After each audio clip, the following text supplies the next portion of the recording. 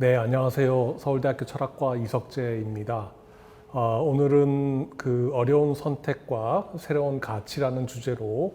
코로나19 바이러스가 우리에게 제기하는 여러 가지 윤리적인 도전과 이런 도전들을 갖다가 다룰 때 데이터의 중요성을 갖다가 고려해보는 그러한 말씀을 한번 나눠보도록 하겠습니다. 먼저 목차를 가지고 좀 말씀을 해보겠습니다. 서론으로 코로나19 대감염의 윤리적인 도전이 어떤 것들이 있고 이런 도전들을 우리가 해결해 나가는 데 있어서 데이터가 어떻게 중요한지 먼저 한번 살펴보겠고요. 윤리적인 문제를 갖다 고려할 때 우리가 윤리적인 그 판단의 틀이 필요한데 그 틀로서 아주 간단하게 규범 윤리학을 좀 소개를 해드리겠습니다. 아주 간단하게 소개를 해드릴 테니까 너무 어려워하실 건 없을 것 같고요. 그 다음에 이 규범 윤리학 틀을 근거로 해서 두 가지 사례를 갖다가 먼저 분석을 해보고 그 다음에 또 연관되어 있는 마지막 사례 하나를 더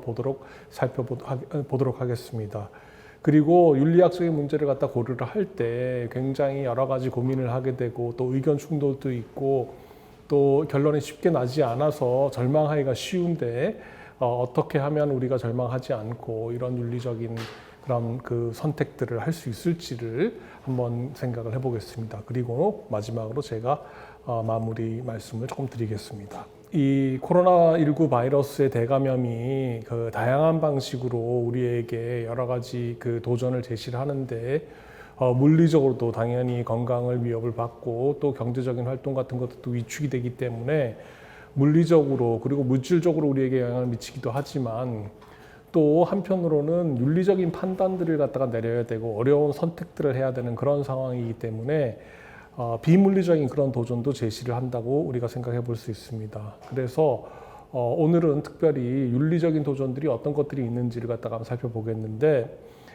먼저 한 가지의 예로 이제까지는 정렬돼 있었던 가치들, 그러니까 가치 추구를 해도 좋았던 그런 가치들이 지금은 새롭게 충돌하는 그런 상황이 발생하고 있습니다. 예컨대 경제적인 번영이 보통 일어나게 되면 그 번영과 더불어서 개인의 건강도 증진이 되던 그런 상황이었는데 지금은 사회적 거리두기를 갖다가 해야 되면 경제적 활동이 위축이 돼서 경제적 활동과 개인의 건강이라고 하는 두 개의 축이 충돌하는 그런 경우가 생겨납니다. 또 하나의 예로는 그 급박하게 우리가 결정을 내려야 되는 그런 윤리적인 상황들이 많이 등장할 수가 있는데 오늘 그 언급하게 될 한 가지 예는 예컨대 백신이 개발이 됐는데 그 백신의 수가 한정이 되어서 제한된 양의 백신을 갖다가 공급을 해야 되는 상황이면 어떤 절차에 따라서 어떤 방식으로 어떤 근거에서 이것들을 배분할 것인가라고 하는 그런 어려운 문제들이 등장할 수 있습니다. 그래서 우리가 이 문제들을 갖다가 미리 좀 고민을 해보고 앞으로 우리 사회가 내려야 될 가치들, 선택들을 갖다가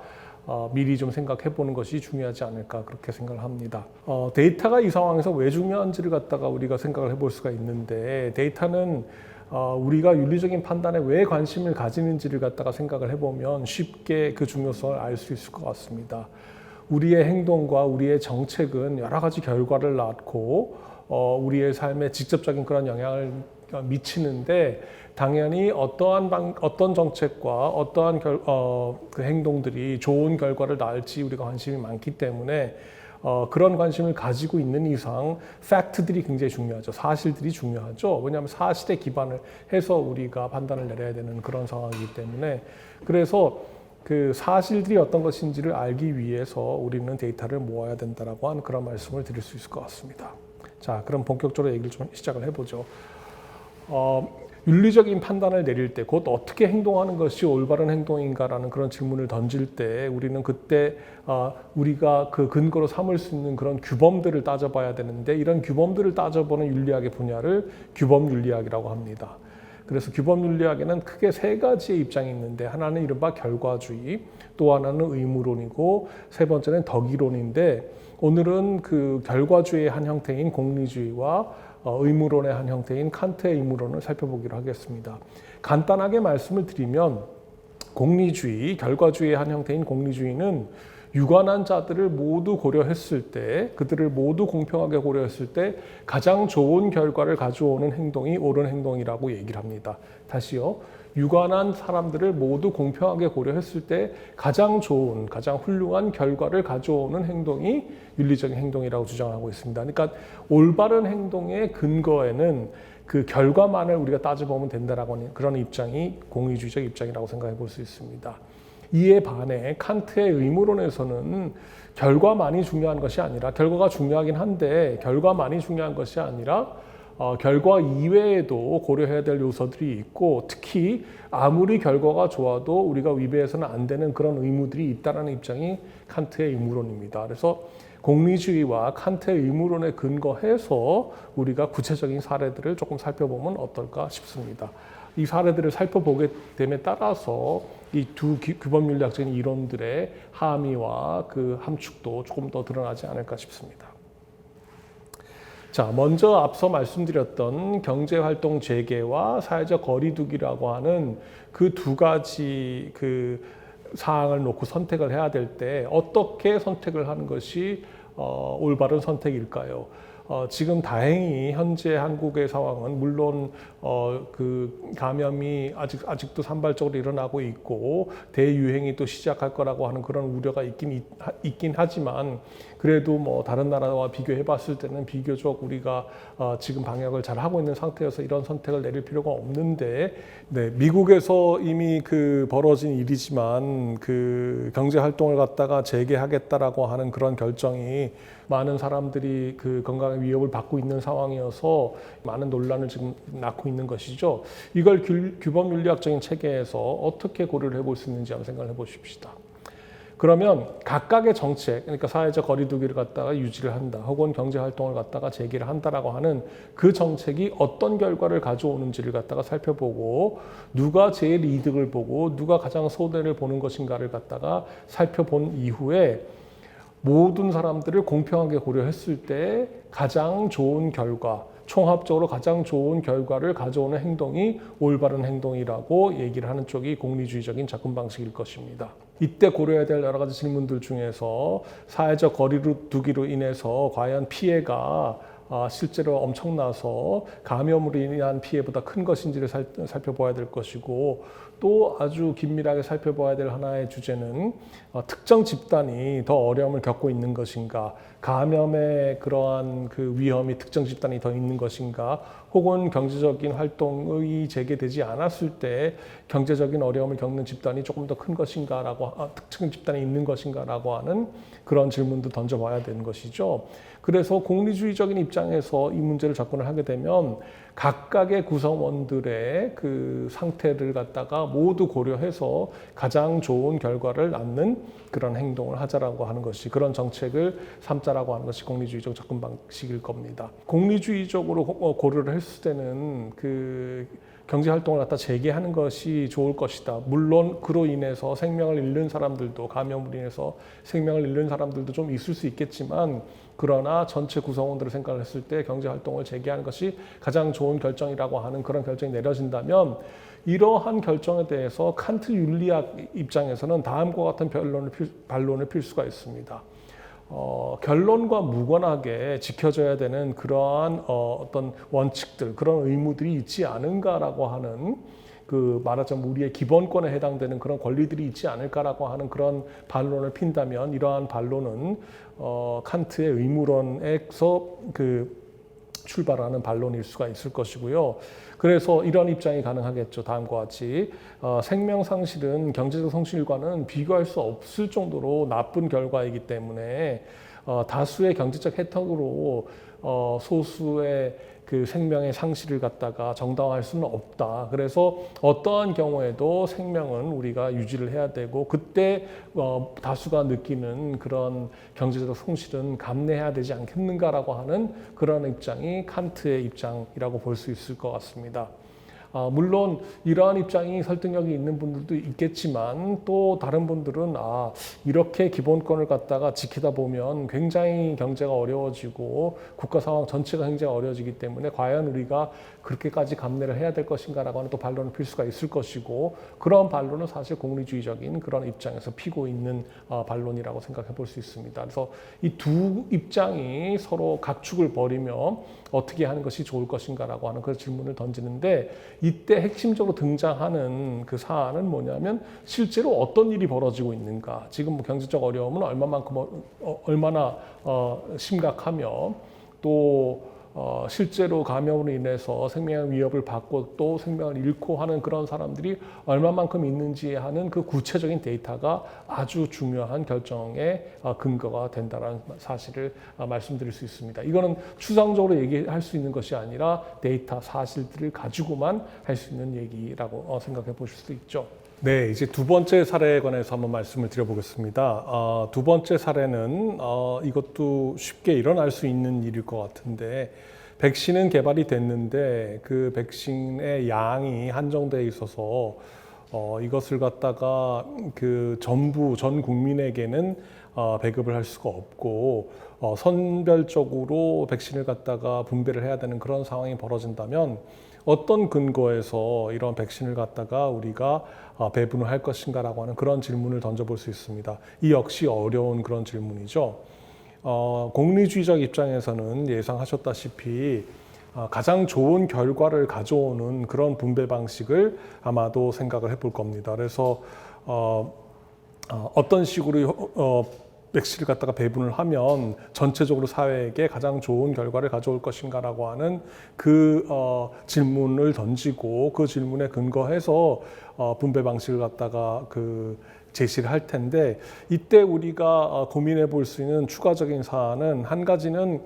가장 좋은 결과라고 할 때 그 결과를 미래에 어떤 시점에서 잡아야 될지를 갖다가 좀 고민해 볼 수가 있어요. 앞으로 5년 후, 10년 후, 혹은 20년 후, 혹은 30년 후, 이 시점이 굉장히 중요해지는데, 왜냐하면 그 시점에 따라서 지금의 정책을 갖다가 우리가 달리 펼 수가 있을 것이기 때문에 좋은 결과라고 할 때 그 시점, 언제 그 좋은 결과를 갖다가 이른바 측정할 것인가라고 하는 그 질문이 등장할 수가 있고, 또 하나 재미있다기보다는 조금 어려운 질문일 수 있을 텐데, 만약에 백신의 고가 판매가 미래의 효과적인 생산을 위해서 가장 좋은 수단이 된다면 과연 그 정책을 갖다가 우리가 받아들일 것인가라는 그런 질문을 던질 수가 있습니다. 공리주의적인 입장에서는 만약에 백신을 갖다가 고가로 판매하는 것이 재원을 마련하게 돼서 보다 빠른 속도로 추후에 백신을 갖다가 공급할 수 있는 가능성이 높아진다면 공리주의적 입장에서는 그걸 허용을 할 텐데, 또 고가의 백신을 갖다가 판매한다라고 하는 그런 정책이 여러 가지 면에서 우리의 국민의 정서상도 맞지 않을 수가 있기 때문에 이러한 질문을 아마 던져볼 수 있을 것 같고요. 칸트의 의무론 같은 경우에서는 이게 가장 좋은 결과를 가져오는 그런 정책보다는 예컨대 특정 집단들은 우선시돼야 되지 않겠나.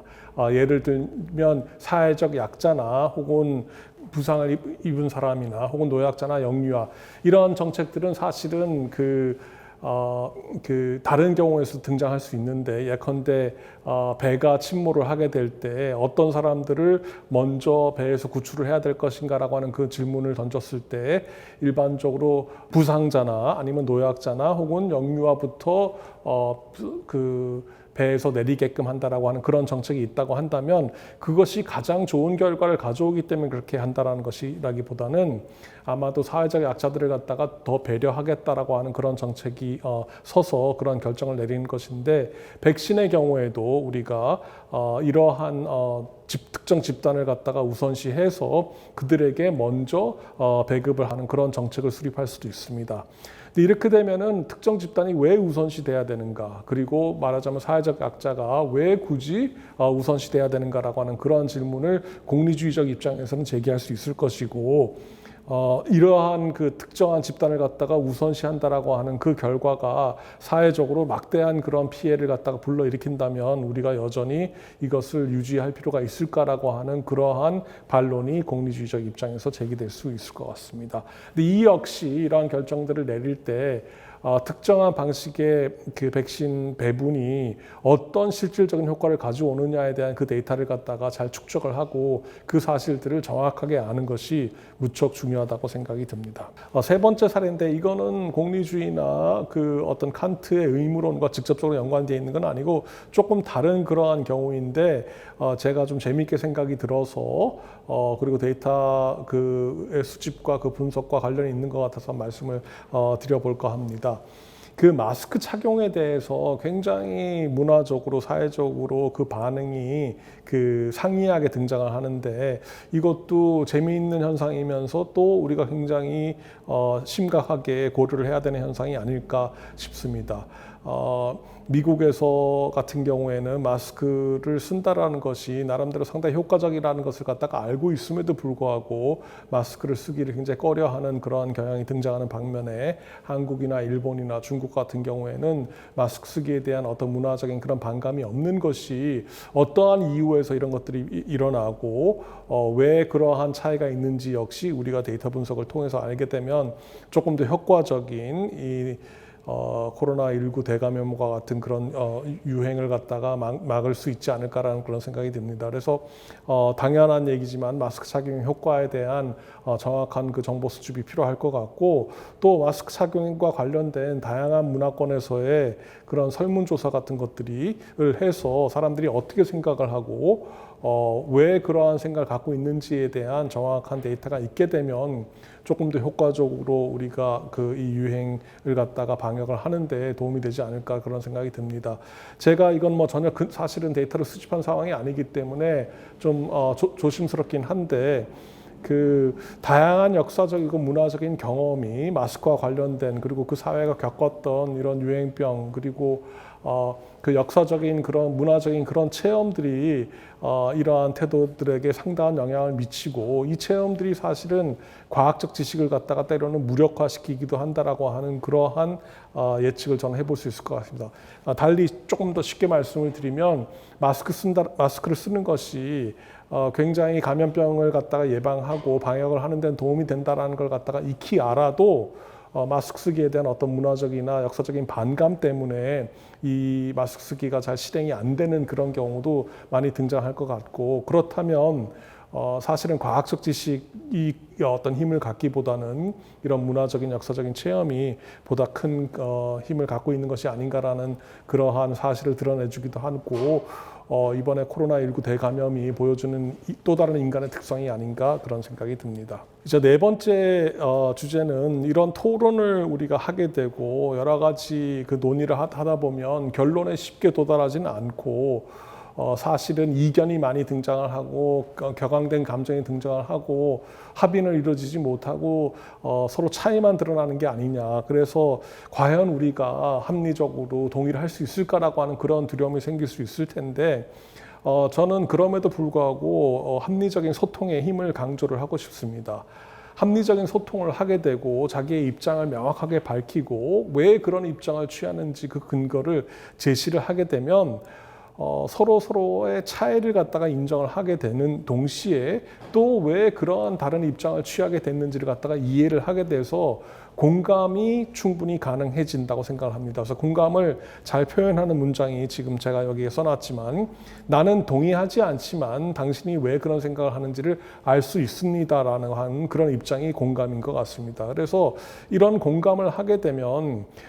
서로가 입장은 다르고 생각은 다르고 나름대로 제시하는 정책은 다르지만 공동체의 구성원임을 갖다가 우리가 확인할 수가 있고, 이때 공동체의 구성임을 확인한다라고 하는 것은 뭐냐면 같이 한 배를 탔다. 그래서 어떻게 하든지 간에 이 문제를 갖다가 우리가 잘 해결을 하고 합의를 보고 공감을 해야 한다라고 하는 그런 소속감이 생겨날 수 있지 않을까, 그런 생각이 듭니다. 그래서 이러한 그 차이의 인정과 공감대의 형성이 여러 가지 의견 차이와 그 갈등에도 불구하고 타협과 어떤 중도의 그 길을 갖다가 열어놓지 않겠나라는 그런 생각이 들고, 이게 가능하기 위해서는 입장이 다른 사람에 대한 어떤 최소한의 어떤 존중은 유지를 하는 것이 중요하다는 그런 생각이 듭니다. 자, 이제 그 마무리 말씀을 좀 드리겠습니다. 지금 사례들에서도 말씀을 드렸지만 데이터가 굉장히 중요합니다.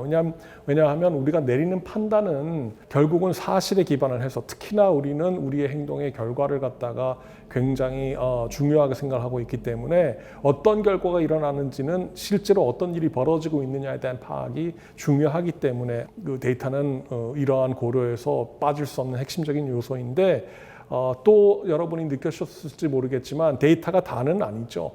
어려운 결정을 내려야 되고 이러한 새로운 가치를 갖다 포용해야 되는 상황에서는 데이터만 가지고는 할 수가 없고 여러 가지 고민을 하고 또 소통을 해야 되고 또 생각을 공유를 하며 차이를 인정을 해야 됩니다. 그래서 이 일은 굉장히 어렵습니다. 어렵고 쉽게 할 수 있는 일이 아니고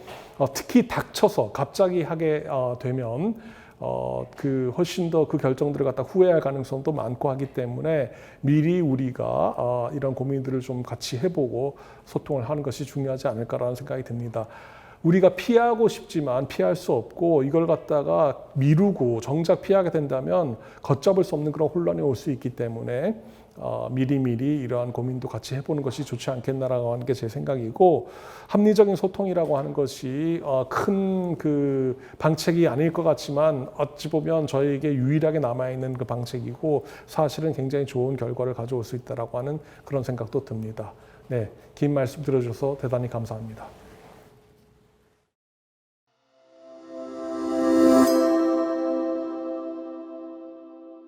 네, 안녕하세요. 오늘 진행된 강연의 대담 진행을 맡은 이대한입니다. 그리고 오늘 저와 함께 대담을 이끌어 주실 주윤정 박사님이십니다. 안녕하세요. 안녕하세요. 오늘 교수님 강연 들으면서 사실 코로나라고 하는 바이러스는 눈에 보이지 않을 만큼 아주 작지만 코로나 바이러스가 우리 사회와 또 우리 영혼에 미친 영향은 정말 코끼리보다 더 커다란 건 아닌가 하는 그런 생각이 들었는데요. 코끼리 장님 코끼리 만지기라는 얘기가 있듯이 사실 한 인간 혹은 한 전문가가 코로나19와 그것이 미친 영향에 대해서 살펴볼 수 있는 시각은 굉장히 제한되어 있는데, 이렇게 일명 코로나19랑 별로 상관이 없을 것처럼 느껴지는 철학과 윤리학의 관점에서 코로나19를 또 바라보니까 우리가 어떻게 보면 코로나19라는 거대한 코끼리가 어떻게 생겼고 우리가 그 친구와 어떻게 마주하고 함께 살아갈 수 있는지를 또 더 깊이 있게 한번 성찰해 볼 수 있는 기회가 된 것 같아서 정말 좋은 강연, 일단 감사하다는 말씀 드리고 싶습니다. 네, 선생님 강연 정말 잘 들었습니다. 코로나19가 발생한 순간 이후부터 계속 우리는 어떤 선택을 해야 되고 윤리적인 판단의 근거가 무엇인가라는 것에 대해서 끊임없이 고민하고 있다고 생각을 하는데요. 저는 좀 간단하게 두 가지에 대해서 여쭙고 싶습니다. 그래서 우리 사회가 코로나19 상황이 장기화되어 가는 상황에서 지금까지 선택 말고도 앞으로도 정말 많은 선택이 필요한데, 그것을 위하여 저는 과학적 근거와 데이터를 만드는 것도 굉장히 중요하지만 우리가 판단을 위하여 어떤 숙고를 할 것인가, 어떤 기준에 의거하여서 사회가 어떤 자원을 배분한다든지 어떤 의사결정을 한다든지 합리적인 의사소통과 민주적 절차 과정을 만들어가는 것이 굉장히 중요하다고 생각을 하고 있습니다. 그래서 첫 번째 여쭙고 싶은 거는, 그러니까 한국에서는 아직 발생하지 않았지만 이탈리아나 서구의 사례들을 보면은 코로나19로 인하여 정말 사회가 누구를 먼저 살릴 것인가, 누구를 먼저 산소호흡기를 채워야 되고, 그리고 어떤 분들한테 치료약을 제공을 하여서 누구를 살릴 것이냐, 그거는 결국은 어떤 분들이 돌아가시게 하느냐의 문제, 어떤 생사 여탈의 문제를 근대적인 의료 권력이 선택을 했어야 하는 상황들이 정말 많은 윤리적인 딜레마를 야기했다라고 생각을 합니다. 그래서 한국에서는 다행스럽게도 의료 체계가 아직 붕괴되지 않았기 때문에 그 정도의 어떤 정말 존재론적이고 실존적인 고민까지는 저희가 아직 하지는 않았지만, 만약 그런 상황이 발생을 한다면 우리는 어떻게 합리적 의사소통 그리고 그것을 누군가가 전문가가 할 수 있는 것인가, 아니면은 사회가 그런 어떤 책임성을 가지고 그런 의사결정 구조를 만들어갈 것인가에 대한 합리적 의사소통을 위한 그 방식이 궁금했었고요. 그리고 두 번째 질문 같은 경우는, 저는 이제 사회학 안에서도 인권과 관련된 연구들을 많이 하고 있습니다. 그런데 저희가 인권 연구하는 사람들이 코로나19 관련해서 논의를 하면서 첫 번째로는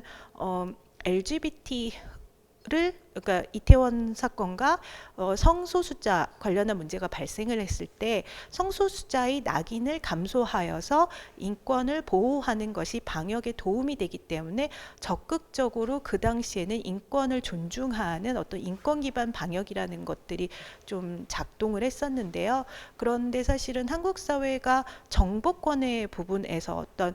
손목 밴드라든지 아니면은 정보 공개라든지 개인의 아주 기본적인 프라이버시 프라이버시와 관련된 문제에서는 사실은 국제 기준에 미추어서 약간은 조금 미진하거나 저희가 고려해야 되는 부분도 많이 있는 것 같습니다. 그렇지만 그 앞에 그 방역에 도움이 되는 일종의 공리주의적인 입장에서의 인권관이라는 거는 쉽사리 이게 사회에서 제도화될 수가 있었지만 프라이버시 보호라든지 이런 아주 근본적인 기본권과 관련된 문제들은 이야기를 하면은 지금 방역 상황에서는 논의할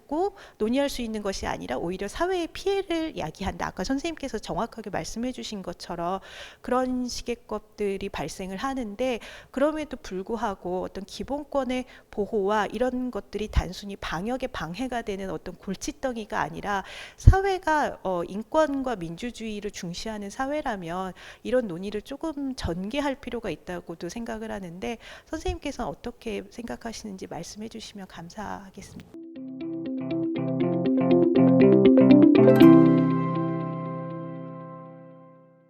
네, 너무 좋은 질문이고 사실 제가 강의를 하면서도 다뤄볼까 고민을 좀 했었던 그런 아주 좋은 사례예요. 그래서 말씀하신 것처럼 이태리 롬바르디아 지역에서 감염된 그 환자들이 급격하게 늘어났을 때 이른바 이제 응급 상황이니까 트리아지를 어떻게 해야 되는지에 대한 결정을 내려야 되는데 여기에 대해서 이러한 코로나19와 같은 그런 상황을 고려한 것이 아니라 전시 상태에서 응급 상황을 어떻게 처리해야 되느냐 그 근거를 가지고 결정을 내렸다고 하죠. 그래서 그 결정의 근거는 치료를 했을 때 생존할 가능성이 가장 높은 사람들을 대상으로 치료를 진행을 하는 방식으로 그래서 그 결과 연세가 많이 드신 분이나 혹은 그 병원에 오셨을 때 중증이신 분들은 치료를 받지를 못하고 생존할 가능성이 많은 분들을 중심으로 치료가 진행이 됐는데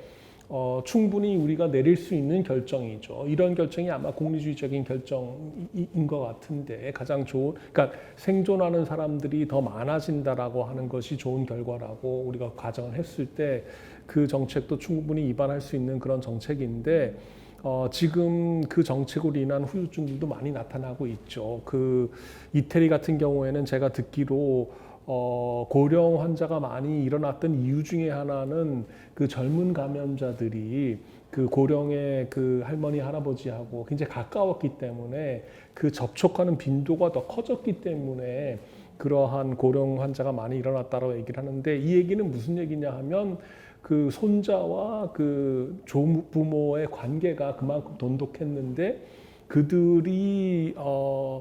그 생을 마감할 수 있는 그러한 제대로 된 기회를 드리질 못해서 그 가족 관계에서 그 젊은 손자나 손녀들이 갖게 되는 그 트라우마가 또 사회적으로 전혀 예상하지 못했던 결과라는 얘기가 나오고 있기 때문에 이렇게 응급 상황을 조금 전에 말씀드린 그런 방식으로 쉽게 또 결정할 수도 없을 거라고 하는 그런 생각을 우리가 해볼 수가 있어서 지금 우리나라의 우리 국민들이 이러한 문제들에 대해서 어떤 생각을 가지고 있고 정말로 무엇을 중요하게 생각하는지 저희도 부모님이나 아니면 할머니 할아버지하고의 관계가 굉장히 돈독한 경우가 많은데 그러한 사항들도 훨씬 더 이 전체적인 고려사항에 집어넣어서 해야 될지도 조금 고민을 해봐야 될 것 같고요. 지금 굉장히 중요한 문제를 지적을 해주셨는데 이거를 우리가 전문가에게 과연 맡길 수 있을까라는 생각을 해볼 수가 있는데 가치의 문제에 있어서 전문가가 도움을 줄 수가 있죠. 예컨대 윤리학자나 철학자가 이러한 고려사항이 있을 수 있고 저러한 고려사항이 있을 수 있지만 어떤 것이 가치가 있느냐라는 질문에 대해서는 그 판단을 갖다가 우리가 위임을 하지 않으려고 하는 사람들도 많이 계실 거고 윤리학 자체에서도 가치는 생각하는 주체가 결정할 일이지 어떤 전문가가 정해줄 일이 아니라는 입장이 충분히 있기 때문에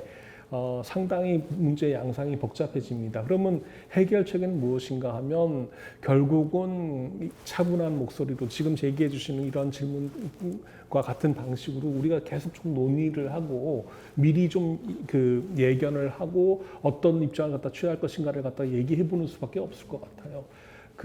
말씀하신 인권의 문제도 마찬가지인데 제가 이번에 이 코로나19 감염과 관련해서 몇 차례 한 토론회 같은 경우를 좀 열어본 경우가 있는데 성인 그 직장인들 대상이었는데 저는 훨씬 더 그 개인 인권의 보호, 사생활의 보호라고 하는 그 요소가 중요한 고려사항으로 등장할 줄 알았는데 그 모여서 얘기를 하는 동안에 보니까 한 20분이면 19분 정도는 그 공동체의 건강을 위해서 이러한 그 사생활의 보호는 좀 위배가 될 수가 있고 그때 인권이라고 하는 것이 그렇게 중요한 위치를 갖다가 차지하지 않는다라는 그런 생각을 피력을 하셨어요. 그래서 저는 사실은 조금 좀 놀랐는데 그 장기적으로 봤을 때 이러한 기본 인권이나 사생활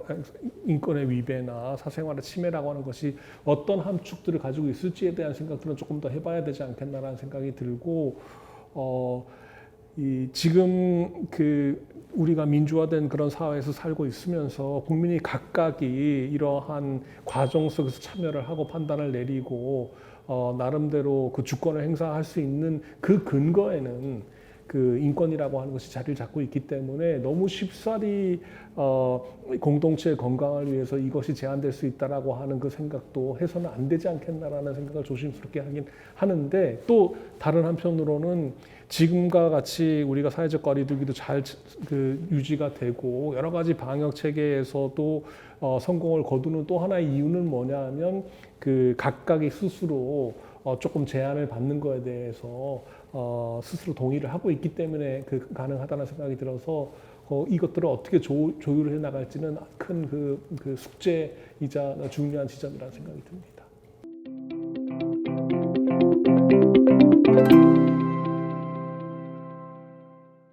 네, 그 지금 주윤정 박사님의 질문에 이어서 저도 관련해서 소감과 질문이 있다면 그 강연을 들으면서 제가 두 가지 이야기 예전에 들었던 두 가지 이야기가 떠올랐는데요. 하나는 그 얼만큼 역사적 근거가 있는지 모르겠지만 전염병을 더 이렇게 심한 역병을 겪은 문명일수록 더욱 강한 전제 군주정의 성격이 나타난다. 뭐 예를 들면 중국 같은 경우가 그런 뭐 예로서 들었던 것 같은데 또 다른 한 가지 이야기는 현대의 정치 철학이나 윤리학이 수용소에서 탄생했다. 그러니까 그 2차 대전의 그 끔찍한 그 인간이 스스로 만들어낸 재앙 속에서 엄청난 인류 자체에 대한 그 위기를 겪으면서 거기서 새로운 어떻게 보면 철학과 우리가 다시는 이런 일이 일어나지 않게 하려면 어떻게 해야 되나라는 고민들이 이어졌고 예를 들면 아렌트의 철학이 그런 내용들이 많이 담겨 있는데 어떻게 보면 지금 코로나가 터진 시점이 이제 2차 대전을 경험하지 않은 사람들이 대다수인 이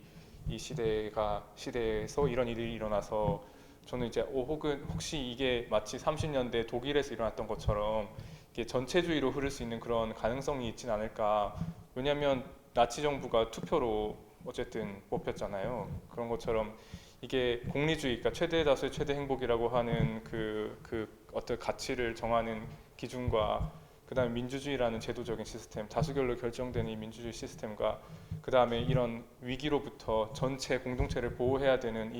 이런 환경들이 모였을 때 파시즘이라고 하는 것이 출현할 수도 있겠구나라고 하는 뭔가 정말 생생한 경험을 저는 태어나서 처음 해보는 것 같은데 그 철학적인 관점에서 이런 지금 이 코로나19 사태가 우리의 이런 그 잠재되어 있던 그 전체주의적인 그 본성을 어떻게 건드리는지 또 그런 것들에 대항해서 우리가 사회를 건강하고 또 개인의 그 권리와 우리 또 보편적인 인권들을 보호하기 위해서는 사회적인 차원에서 어떤 교육 혹은 토론 혹은 미디어 이런 부분에서 어떤 노력이 필요하다고 철학적인 입장에서 보시는지 의견을 주고 싶습니다.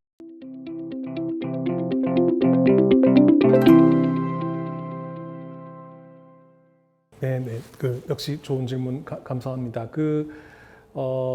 혼란스러운 상황이고 이 코로나19 그 대감염이 갖고 있는 또 하나의 큰 그 특색이 그 불확실성 아닙니까? 그래서 저희가 겪어보지 못했기 때문에 어떻게 될지 모르는 그런 상황에서 자연스럽게 사람들이 갖게 되는 그 경향은 어떤 강력한 어떤 지도력이 발휘가 되어서 우리가 그 강력한 어떤 그 지도력에 의지해서 이 위기를 갖다 극복하는 것이 좋지 않겠나라고 하는 그런 생각은 좀 자연스러운 경향인 것 같습니다. 근데 지금 말씀하셨듯이 그것을 우리가 굉장히 경계를 해야 되고요, 조심스러워해야 되겠다는 생각이 들고, 이 특정 사안에 대해서 우리가 공리주의적으로 접근을 하자라고 하는 것도 결국은 각각의 주권을 가진 주체들이 내린 결정입니다. 그렇기 때문에 그 주권을 가지고 있는 그 주체들이 더 이상 이러한 접근 방식은 맞지 않고 적절하지 않다라고 판단을 내릴 경우에는 그것을 갖다가 회수할 수 있는, 더 이상은 공리주의적으로 혹은 다른 이러한 정책으로는 가지 말아야 된다라고 하는 그 권리를 갖다가 늘 유지를 하고 있는 것이기 때문에 이러한 기본적인 우리가 주권을 가지고 주체로서의 그 권리를 갖다가 위협하는 어떠한 체제도 저는 저희가 그 강력하게 저항을 해야 된다는 생각이 들고요. 이 소통과 공감의 그 근거가 되는 가장 기본적인 전제 역시 나의 생각과 나의 판단들이 나름대로 근거가 있고 그 사회의 다른 어떤 구성원과 동등한 그런 지위를 가진다라는 그 생각이 핵심적인 전제이기 때문에 그것이 위협받는 상황을 우리가 허용해서는 절대 안 된다고 생각이 듭니다. 그러니까 그렇게 하기 위해서는 끊임없이 기본권이나 기본 인권들을 갖다가 제한하는 조치들에 대해서는 우리가 그 경계를 하고 관심을 가지고 이것들이 위협을 받지 않도록 한다라고 하는 것을 갖다가 잘 살펴봐야 될 것 같고, 또 한 가지는 항상 그 제한이 들어오게 되면 그건 한시적인 제한이며 특정 조건이 그 만족이 될 때만 제한이 된다라고 하는 그 사실을 저희가 잊어서는 안 될 것 같습니다. 좋은 지적인 것 같습니다.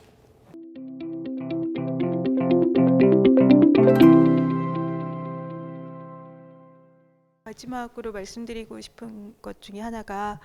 지난번에 유명순 선생님께서 발표해 주신 자료를 보면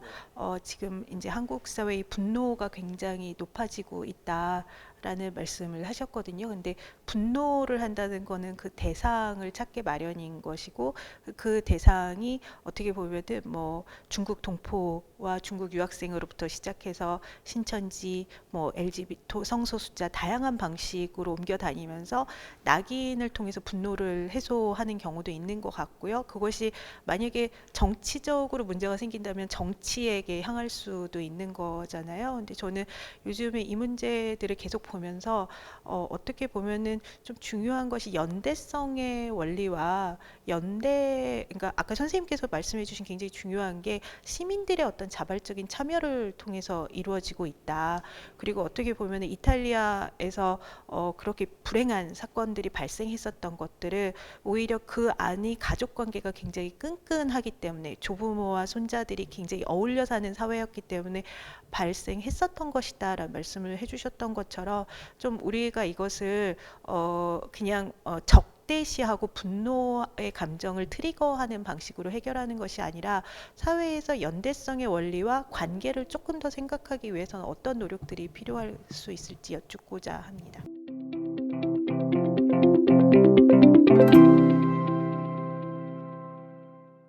네, 아니 그 질문도 너무 좋은 질문이고요. 사실은 어찌 보면 제가 이 강연을 하게 된 그 의도를 굉장히 간파하신 그런 질문 같은데, 그 특정 집단이나 특정 그 부류의 사람들이나 뭐를 갖다가 이렇게 목표로 삼아서 공격을 하는 그 일은 제가 봤을 때 그 문제 해결이 굉장히 간단할 수 있다라고 하는 그런 생각에서 출발하는 것 같아요. 이 문제가 발생하게 된 것은 이 사람들이 잘못했기 때문에, 아니면 저 사람들이 뭐 잘못했기 때문에라고 하는 그러한 생각에서 나오는 거라서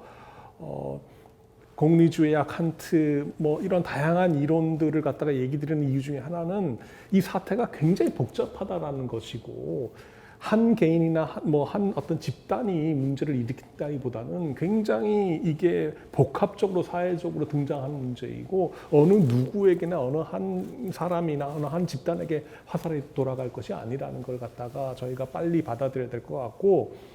쉬운 답이 있다, 이렇게 하면 딱 해결이 된다라고 얘기하는 사람이 사실은 우리 사회를 가장 위협할 수 있는 그러한 그 잠재력을 가지고 있다라는 생각이 필요하고 어려운 문제고요. 복잡하고 쉬운 답이 나올 수가 없다는 걸 인정을 하고 차근차근 우리에게 중요한 게 뭐고 우리 한국 사회에서의 특징적으로 등장하는 어떤 가치들, 특징적으로 갖고 있는 어떤 단점들, 특징적으로 차별하는 그런 경향들은 뭔지를 갖다가 정확하게 솔직히 받아들인 상황에서 결국은 같이 논의를 해갈 수밖에 없고요. 근데 이게 요원한 일 같지만 사실은 우리가 지금 해 나가고 있잖아요. 그죠? 이렇게 지금 K 방역이라고 하는 것 자체가 아직 뭐 성공 여부는 조금 더 지켜봐야 되겠지만 그만큼 지금 1,000만이 넘는 이 서울 시내에서의 사망자가 나오지 않았다라고 하는 그런 사실들 자체가 굉장히 경이적인 일이기 때문에 해나갈 수 있다는 생각이 들고 지금 두 분과 같이 이렇게 차분하게 이유를 따져가면서 어떻게 하는 것이 좋겠는가라는 얘기를 해나가는 것이 유일한 우리에게 있는 길이 아닌가라는 생각이 듭니다.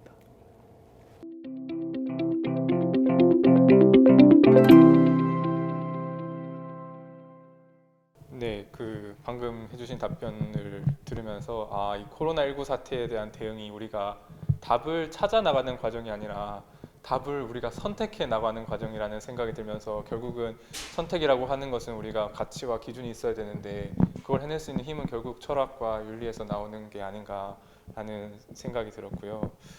그러면서 어떻게 보면 우리 이 코로나19라고 하는 그 사태가 지금 말씀해주신 지적해주신 부분들 우리 사회에 어떻게 보면 그런 되게 취약한 그 약점들, 부끄러운 부분들을 드러내는 것 같은데 저도 그 부분에 대해서 마지막으로 질문 한 가지 드리고 싶은데요. 그 철학 윤리학은 좀 거리가 있는 것처럼 들릴 수 있지만 제가 요즘 뉴스를 보면서 되게 묘한 기분을 느끼는 게 그 한국도 마찬가지지만 특히 미국 뭐 나스닥 같은 주식 시장을 보면 최고치를 경신하고 역대 최고치를 경신하고 그러면서 나온 용어가 Great Decoupling이라고 하는 얘기가 나오더라고요. 뭐 여러 가지 한국말 거대한 결별 혹은 이렇게도 번역할 수 있을 것 같은데 그러니까 결국은 사람들은 위기에 빠져서 죽어나가고 일자리를 잃고 누군가는 생사 여탈권을 가지고 고민을 하는 동안 주식 시장은 최고치를 찍는다라고 하는 게 이 자본주의와 그 다음에 그 대부분의 사람들이 살아가고 있는 세상이 얼만큼 괴리가 일어났는지 그리고 이 불평등이라고 하는 문제가 정말로 이렇게 드라마틱하게 드러내고 있는 것이 또 코로나19의 사태가 아닌가 싶습니다. 그래서 지금 우리에게 어떻게 필요한 거는 왜냐하면 코로나19가 똑같이 사람들을 힘들게 하고 똑같이 고통스럽게 하는 게 아니라 약하고 가진 것이 없고 취약한 계층, 인권을 보장받지 못한 계층들에게 더욱 가혹하게 다가가고 있기 때문에 이런 불평등의 철학과 불평등의 윤리학이라고 하는 게 어느 때보다 더 시급해진 시점이 아닌가 싶은데요. 이 부분에 대해서 이제 교수님 말씀.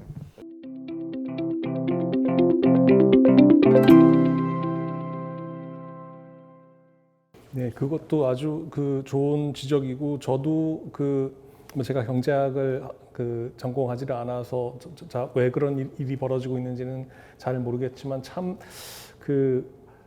의아하고 이게 과연 우리가 지금 이 구성해서 참여하고 있는 이 사회라고 하는 것이 제대로 된 것인가라고 하는 그런 질문이 생길 정도로 좀 당혹스럽고 좀 불편한 그런 현실이죠. 이참에 우리가 할 수 있는 일이 뭔가라는 생각을 조금 더 해보게 되면 미국에서는 이런 논의들이 일어나고 있는지 제가 잘 모르겠지만 저희는 이런 식의 어떤 괴리, 그죠? 특정인들이 이런 상황에서 고통받고 있는 것을 갖다 전혀 분담하지 않고 혜택을 보고 있는 이런 일은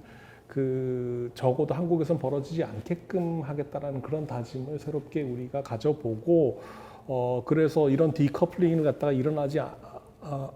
않게 해나갈 수 있는 방법이 어떤 것인지를 갖다가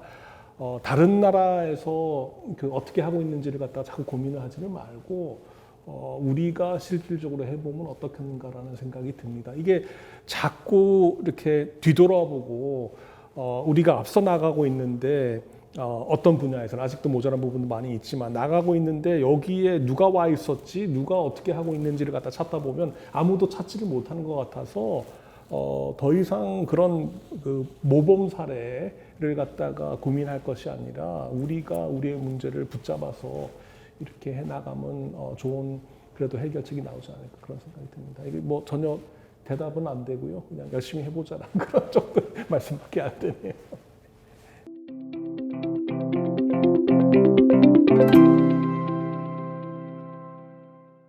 특히 철학하시는 선생님들과 대화를 나누면 대화를 나눌 때는 머리가 아픈데 대화가 끝나고 나면 뭔가 머리가 한층 맑아진 느낌이 그런 드는 생각이 드는데요. 저는 그게 철학의 힘인 것 같고 사실 소크라테스의 철학의 방법론이라고 하는 게 이렇게 스승과 제자가 대화하듯이 질문을 던지고 또 다른 질문을 던지고 했던 것처럼 저희가 그 코로나19가 만들어낸 생산하는 이 굉장한 방대한 데이터가 우리가 답이라고 생각하는 게 아니라 우리의 질문을 기다리고 있는 그 무엇이라고 생각하고 우리가 이렇게 오늘 대화를 나눈 것처럼 조금 더 성찰적으로 이 데이터와 그 이면에 있는 것들에 대해서 고민할 수 있는 시간이 되었으면 좋겠고 또 그런 계기를 만들어 주신 오늘 교수님의 강연에 감사의 말씀드립니다. 네, 그러면 이상으로 대담을 마치도록 하겠습니다. 감사합니다. 네, 감사합니다.